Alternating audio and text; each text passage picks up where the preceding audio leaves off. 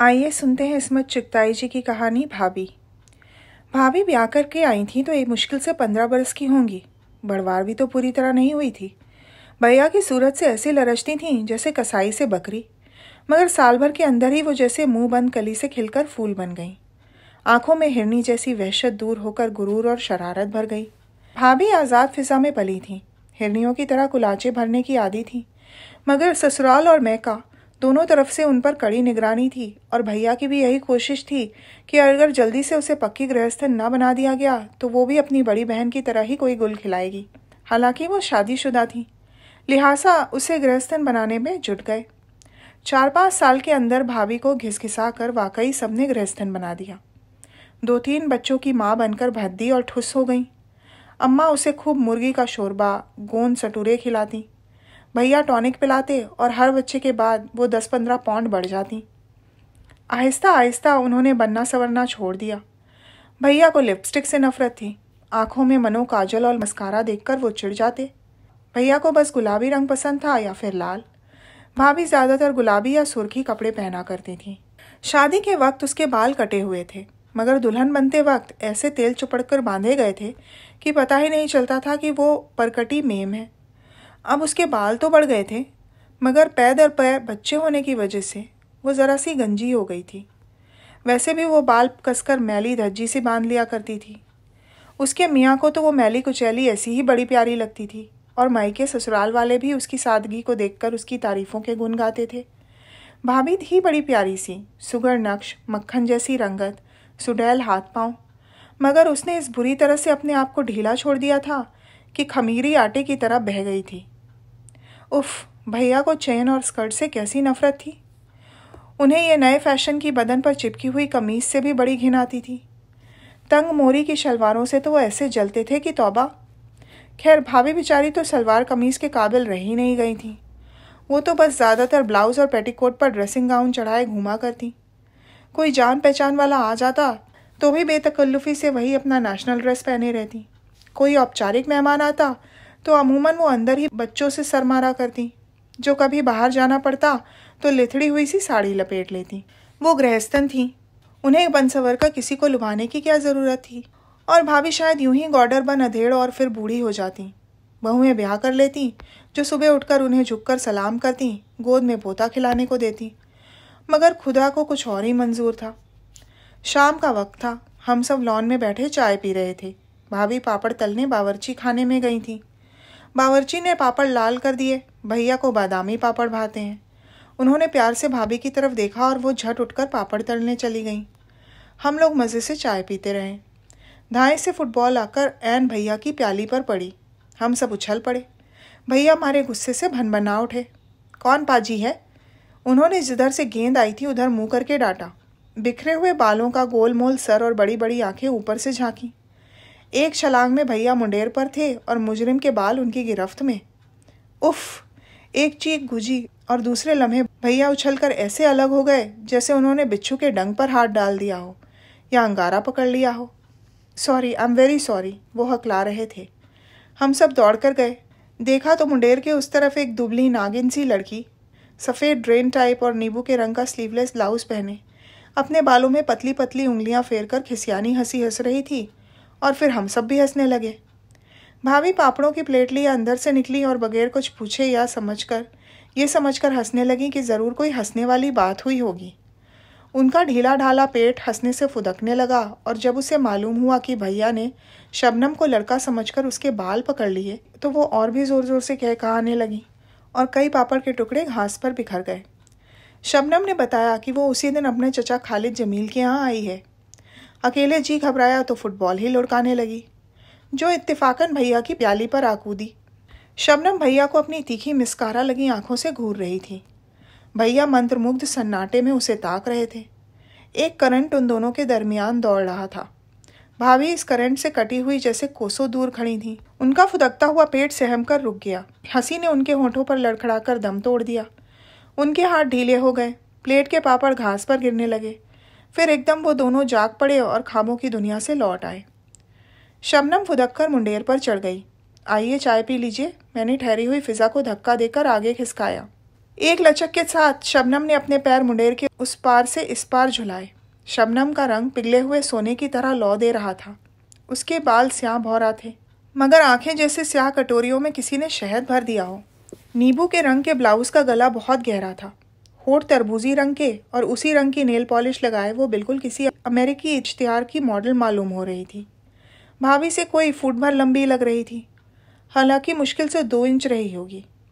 उसकी हड्डी बड़ी नाजुक थी, इसलिए कमर तो ऐसी कि छल्ले में पुरो लो। भैया कुछ गुमसुम से बैठे थे। भाभी उन्हें कुछ ऐसे ताक रही थी जैसे बिल्ली पर तौलते हुए परिंदे को घूरती है कि जैसे ही पर फड़फड़ाए बढ़कर दबोच ले। उनका चेहरा तमतमा रहा था, होंठ बिचे हुए थे, नथुने फड़फड़ा रहे थे। इतने में मुन्ना आकर उनकी पीठ पर धम से कूदा। वो हमेशा उनकी पीठ पर ऐसे ही कूदा करता था जैसे वो गुदगुदा सा तकिया हो।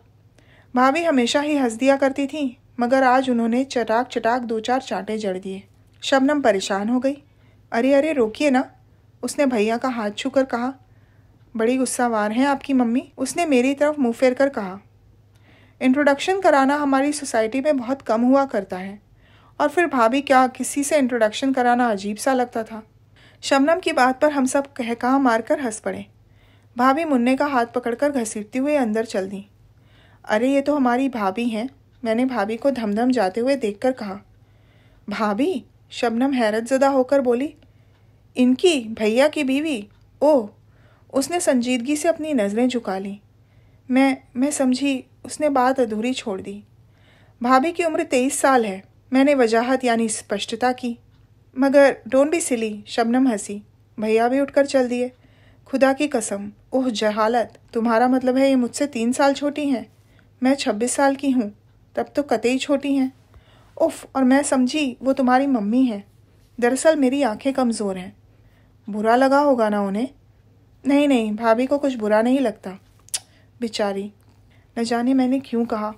भैया अपनी बीवी पर जान देते हैं, साफिया ने बतौर वकील कहा। बेचारी की बहुत बचपन में शादी कर दी गई होगी, 25-26 साल के थे। मगर मुझे तो मालूम भी ना था कि 20वीं सदी में बगैर देखे शादियां होती हैं। शबनम ने हिकारत से मुस्कुराकर कहा। तुम्हारा हर अंदाज गलत निकल रहा है। भैया ने भाभी को देखकर बेहद पसंद कर लिया था, तभी शादी हुई थी, मगर तब वो कमल के फूल जैसी नाजुक और हसीन थी। फिर ये क्या हो गया शादी के बाद? होता क्या, भाभी अपने घर की मलिका है, बच्चों की मलिका है, कोई फिल्म एक्ट्रेस तो है नहीं। दूसरे भैया को सूखी मारी लड़कियों से घिन आती है। मैंने जानकर शबनम को छोड़ दी, वो बेवकूफ़ ना थी। भाई चाहे मुझसे कोई प्यार करे ना करे, मैं तो किसी को खुश करने के लिए हाथी का बच्चा कभी ना बनूं। और माफ़ करना, तुम्हारी भाभी कभी रही होंगी बहुत खूबसूरत, मगर अब तो। ओह, आपका नज़रिया भैया से अलग है। मैंने बात टाल दी, और जब वो बल खाती सीधी सुडौल टांगों को आगे पीछे झुलाती नन्हे नन्हे कदम रखती मुंडेर की तरफ जा रही थी, भैया बरामदे में खड़े थे। उनका चेहरा सफ़ेद पड़ गया था और वो बार बार अपनी गुद्दी सहला रहे थे, जैसे किसी ने वहाँ जलती हुई आग रख दी हो। चिड़िया की तरफ फुदक कर वो मुंडेर फलांग गई। पल भर को पलटकर उसने अपनी शरबती आंखों से भैया को तोला और छलावे की तरह कोठी में गायब हो गई।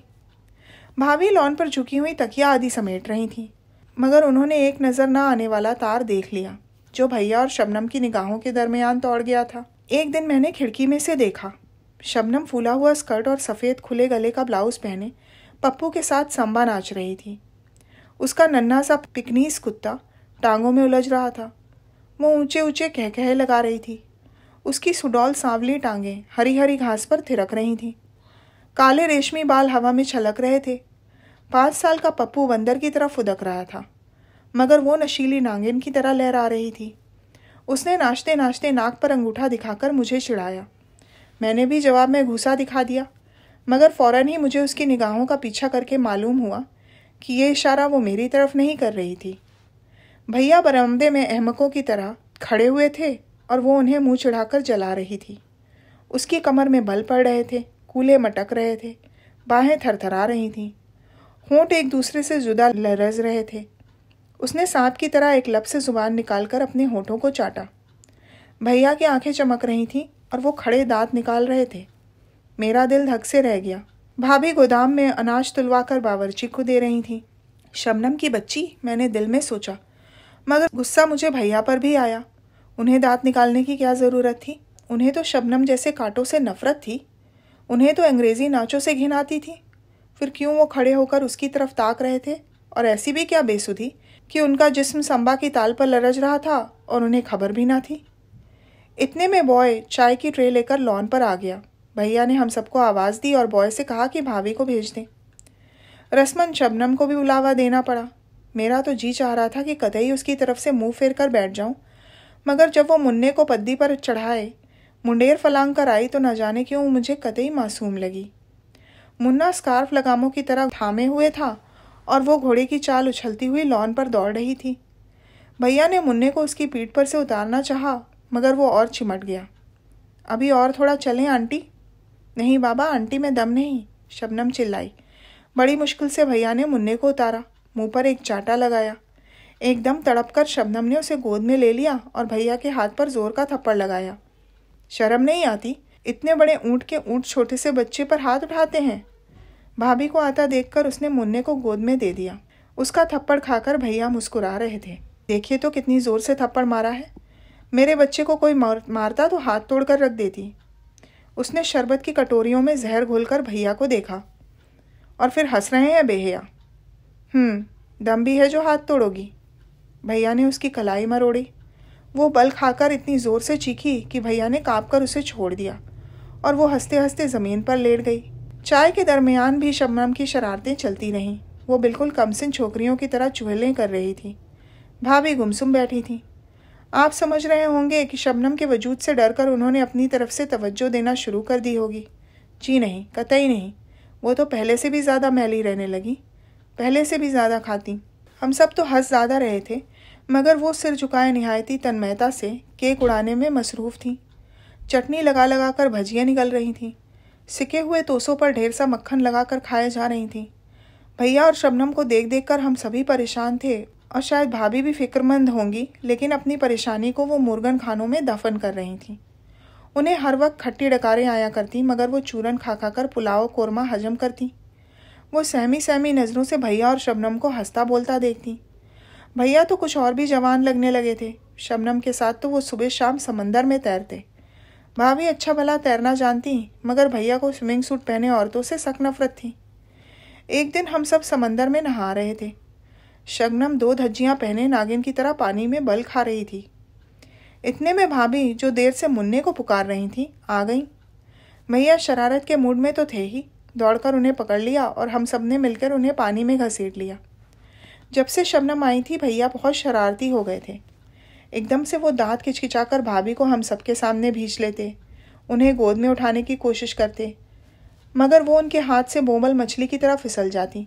फिर वो खिसियाकर रह जाते, जैसे कल्पना में वो शबनम को ही उठा रहे थे और भाभी लज्जित होकर फ़ौरन पुडिंग या कोई और मज़ेदार डिश तैयार करने चली जाती। इस वक्त उन्हें पानी में धकेला गया तो वो गठरी की तरह लुढ़क गईं। उनके कपड़े जिस्म से चिपक गए और जिस्म का सारा भौंडापन भयानक तरीके से उभर आया। कमर पर जैसे किसी ने रजाई लपेट दी थी। कपड़ों में वो इतनी भयानक नहीं मालूम होती थी। ओह, कितनी मोटी हो गई हो तुम, भैया ने कहा। तोन तो देखो, बिल्कुल गामा पहलवान मालूम हो रही हो। 4 बच्चे होने के बाद कमर ऐसी ही तो होगी। मेरे भी तो 4 बच्चे हैं, मेरी कमर तो डनलप पिलो का गद्दा नहीं बनी।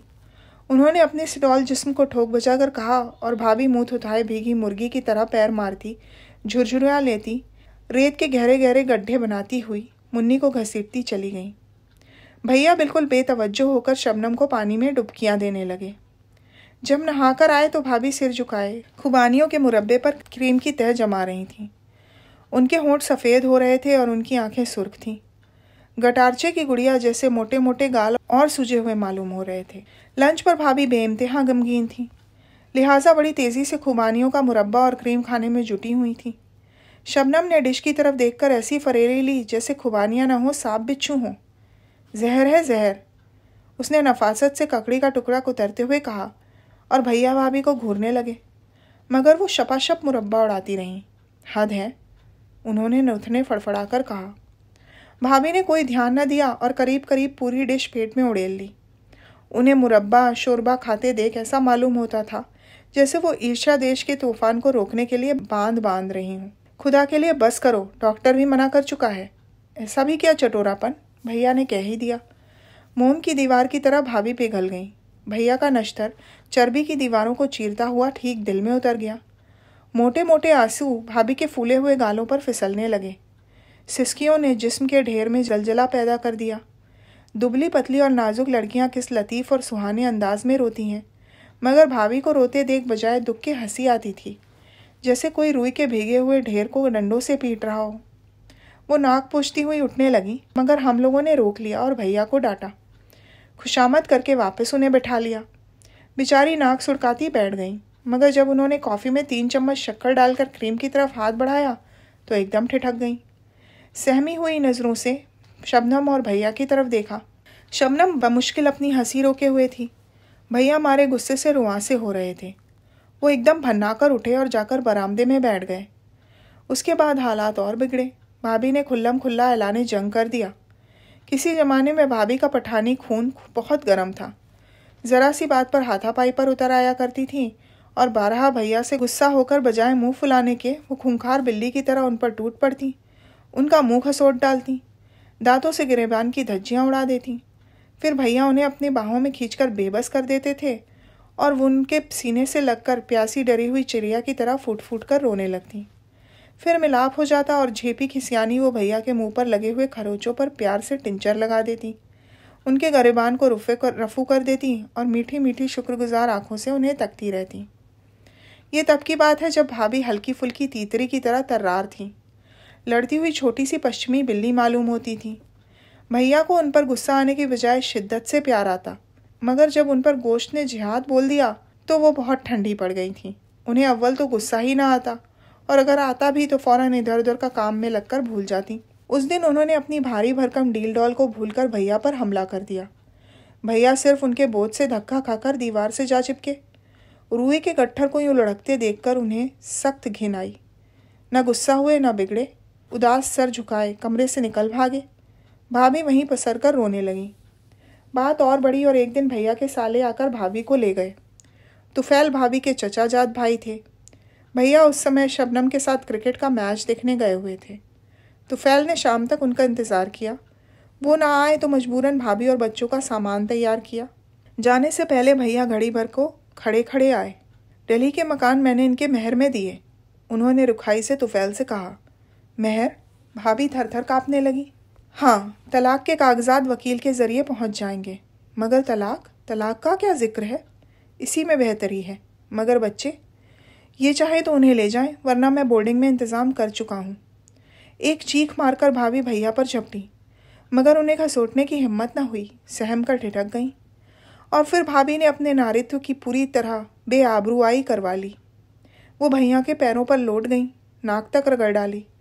तुम मुझसे शादी कर लो, मैं कुछ न कहूँगी, मगर खुदा के लिए मुझे तलाक ना दो।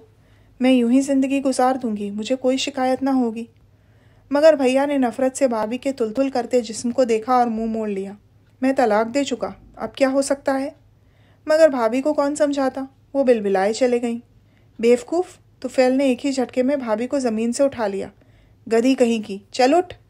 और वो उसे घसीटते हुए ले गए। क्या दर्दनाक समा था। फूट फूट कर रोने में हम भाभी का साथ दे रहे थे। अम्मा खामोश एक एक का मुंह ताक रही थीं। अब्बा की मौत के बाद उनकी घर में कोई हैसियत नहीं रह गई थी। भैया खुद मुख्तार थे, बल्कि हम सबके सरपरस्त थे। अम्मा उन्हें बहुत समझाकर हार चुकी थी। उन्हें इस दिन की अच्छी तरह खबर थी, मगर कर क्या सकती थी। भाभी चली गई। फ़िज़ा ऐसी ख़राब हो गई थी कि भैया और शबनम भी शादी के बाद हिल स्टेशन पर चले गए। 7-8 साल गुजर गए, कुछ ठीक अंदाज़ा नहीं।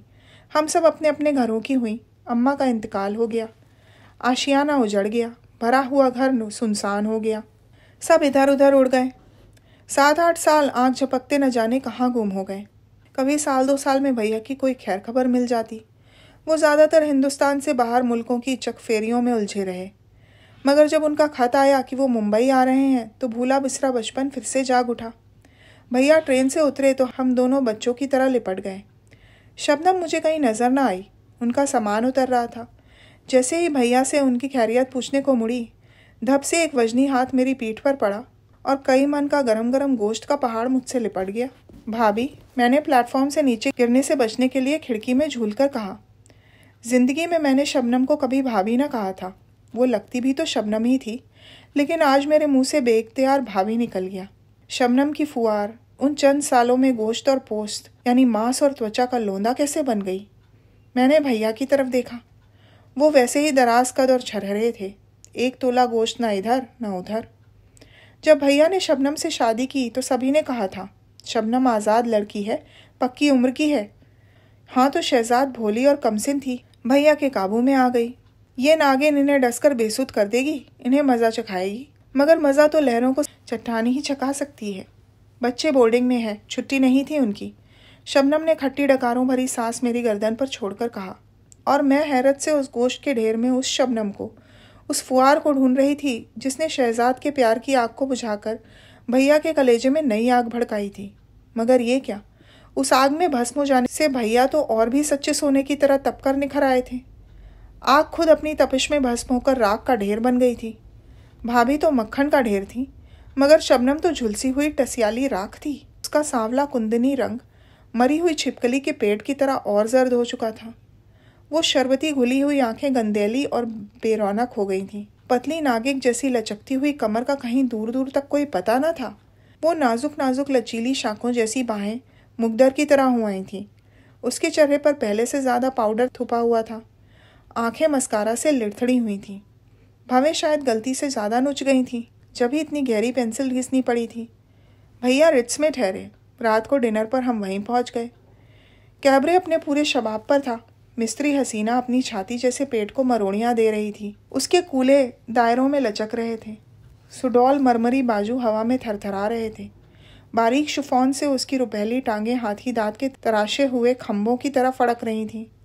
भैया की भूखी आंखें उसके जिस्म पर बिच्छुओं की तरह रेंग रही थीं। वो बार बार अपनी गुद्दी पर अनजानी चोट सहला रहे थे। भाभी, जो कभी शबनम थी, मिस्त्री रक्कासा यानी नर्तकी की तरह लहराई हुई बिजली थी, जो एक दिन भैया के होशो आवाज़ पर गिरी थी, आज रेत के ढेर की तरह भसकी बैठी थी। उसके मोटे मोटे गाल खून की कमी और मुस्तकिल स्थायी बदहज़मी की वजह से पीलेपन की ओर अग्रसर हो रहे थे। नियॉन लाइट्स की रोशनी में उसका रंग देखकर ऐसा मालूम हो रहा था जैसे किसी अनजाने नाग ने डस लिया हो। मिस्त्री रक्कासा के कूल्हे तूफान मचा रहे थे और भैया के दिल की नाव उस भंवर में चकफेरियाँ खा रही थी। 5 बच्चों की माँ शबनम, जो अब भाभी बन चुकी थी, सहमी सहमी नज़रों से उन्हें तक रही थी। ध्यान बटाने के लिए वो तेज़ी से भुना हुआ मुर्ग हड़प कर रही थी। ऑर्केस्ट्रा ने एक भरपूर सांस खींची। सांस कराहे, ड्रम का दिल गूंज उठा। मिस्त्री रक्कासा की कमर ने आखिर झकोले लिए और निढाल होकर मरमरी फर्श पर फैल गई। हॉल तालियों से गूंज रहा था। शबनम की आंखें भैया को ढूंढ रही थीं। बहरा तरोताज़ा रसभरी और क्रीम का जग ले आया। बेख्याली में शबनम ने प्याला रसभरियों से भर लिया। उसके हाथ लरज रहे थे। आंखें चोट खाई हुई हिरनियों की तरह परेशान चौकड़ियां भर रही थीं। भीड़ भाड़ से दूर की अंधेरी बालकनी में भैया खड़े मिस्त्री रक्कासा का सिगरेट सुलगा रहे थे। उनकी रेशमई निगाहें रक्कासा की नशीली आंखों से उलझ रही थीं। शबनम का रंग उड़ा हुआ था और वो एक ऊबड़ खाबड़ पहाड़ की तरह गुमसुम बैठी थी। शबनम को अपनी तरफ तकता देख भैया रक्कासा का बाजू थामे अपनी मेज़ पर लौट आए और हमारा तुआरुफ कराया। मेरी बहन, उन्होंने मेरी तरफ इशारा किया। रक्कासा ने लचक कर मेरे वजूद को मान लिया। मेरी बेगम, उन्होंने ड्रामाई अंदाज में कहा, जैसे कोई मैदानी जंग में खाया हुआ जख्म किसी को दिखा रहा हो। रक्कासा स्तब्ध रह गई, जैसे उनके जीवन संगनी को नहीं, खुद उनकी लाश को खून में लथपथ देख लिया हो। वो भयभीत होकर शबनम को घूरने लगी। फिर उसने अपने कलेजे की सारी ममता अपनी आंखों में समोकर भैया की तरफ देखा। उसकी एक नज़र में लाखों फसाने पोशीदा थे। उफ़, ये हिंदुस्तान, जहाँ जहालत से कैसी प्यारी प्यारी हस्तियाँ रस्म व रिवाज पर कुर्बान की जाती हैं। काबिले परस्तिश हैं वो लोग, और काबिले रहम भी, जो ऐसी ऐसी सज़ाएँ भुगतते हैं। मेरी शबनम भाभी ने रक्कासा की निगाहों में ये सब पढ़ लिया। उसके हाथ कांपने लगे। परेशानी छुपाने के लिए उसने क्रीम का जग उठाकर रसभरियों पर उड़ेल दिया और जुट गई। प्यारे भैया, हैंडसम और मजलूम, सूरज देवता की तरह हसीन और रोमांटिक, शैन भरी आंखों वाले भैया, चट्टान की तरह अटल, एक अमर शहीद का रूप सजाए बैठे मुस्कुरा रहे थे। एक लहर चूर चूर कर उनके कदमों में पड़ी दम तोड़ रही थी। दूसरी नई नवेली लचकती हुई लहर उनकी पथरेली बाहों में समाने के लिए बेचैन और बेकरार थी। तो ये थी इस्मत चुगताई जी की कहानी भाभी। सुनने के लिए धन्यवाद।